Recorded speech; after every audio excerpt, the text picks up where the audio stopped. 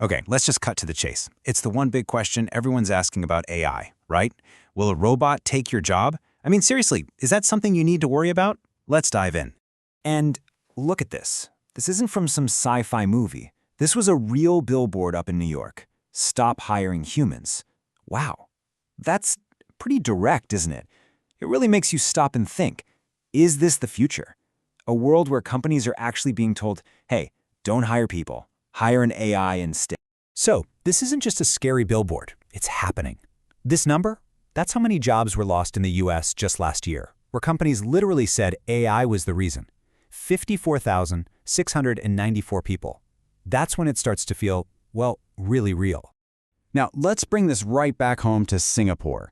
This quote is from a Singaporean venture capitalist, David Yen, and what he's saying is super important for you guys. He's saying that AI is hitting the entry-level jobs first. You know, the first jobs people get after they finish school. Think about it. If AI can do all the simple stuff, where does that leave young people trying to get their foot in the door? It really changes everything. Okay, so this has sparked a huge debate. All the big names in tech are arguing about it. Is AI a job destroyer, or is it more of a job transformer? Let's break down the two sides. So, in one corner, you've got people like Elon Musk saying that in like 20 years, we might not even have to work. It'll be optional. But in the other corner, you have experts like Martin Russer who are saying, hold on, not so fast. They think jobs will still be around. They'll just change. You know, you'll still have accountants, but what they actually do all day is going to look totally different because of AI. And then there's this guy, Jensen Huang, the CEO of NVIDIA. You know, the company that makes the brains for almost all AI. When someone asked if AI could replace him, his answer was just, absolutely not. His point is that, yeah, AI can do tasks, maybe even some tasks better than us, but it can't do a whole job. So it's not a done deal that robots are taking over, not by a long shot. Okay, so to get what's happening right now, you need to understand this old saying, the canary in the coal mine. It's kind of dark, but way back, miners used to take canaries down into the mines with them. And if there was poisonous gas, the little bird would be affected first, which was a warning sign for the miners to get out, fast. So it basically means an early warning sign of danger. So, who are the canaries when it comes to AI and jobs? Well, a big study from Stanford University found that it's actually young workers, people aged 22 to 25, especially in jobs like coding and customer service. They're already seeing a 13% drop in employment. They're that early warning sign that, yep, things are definitely starting to change.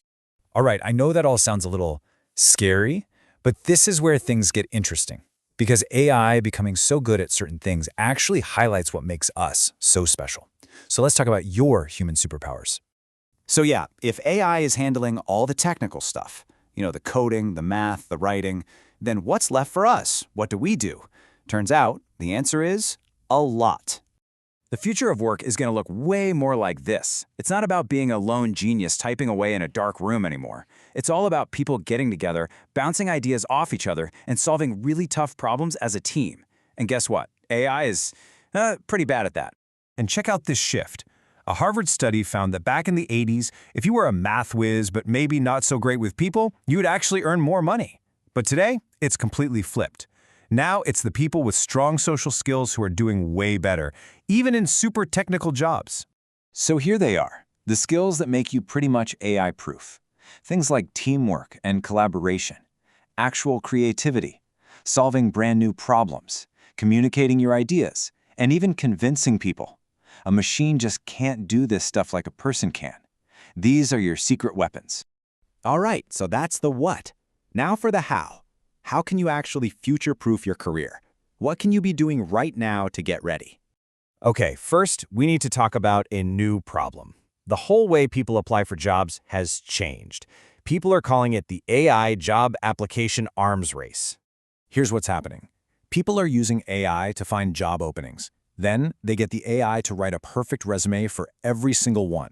And then they can automatically send out hundreds of applications with just a click. The result is a crazy 239% jump in applications for every single job opening. And what happens then? Well, recruiters just get buried in applications. Imagine trying to find the right person when you have thousands of perfect-looking, AI-generated resumes to sort through. It makes it almost impossible for anyone to stand out, which means just having good grades isn't going to cut it anymore. So how do you stand out? The awesome news is you're already training for this every single day at school. Seriously, that group project you're working on, that's teamwork. That presentation you have to give in class, communication practice. Your CCA, whether it's debate club, art, or a sports team, you're learning creativity and problem solving. This isn't just school stuff, this is literally future-proofing your career. So here's the bottom line. Your future isn't just about what you know from a book. It's about how you work with other people, how you team up to create, to solve, and to lead. That's the real skill. So, I want to leave you with this idea. AI is just a tool, a really powerful one, but still just a tool. The future isn't something that just happens to you. It's something you get to build. So the question isn't really, will a robot take my job? The real question is, how are you going to use your human skills to shape this new AI future?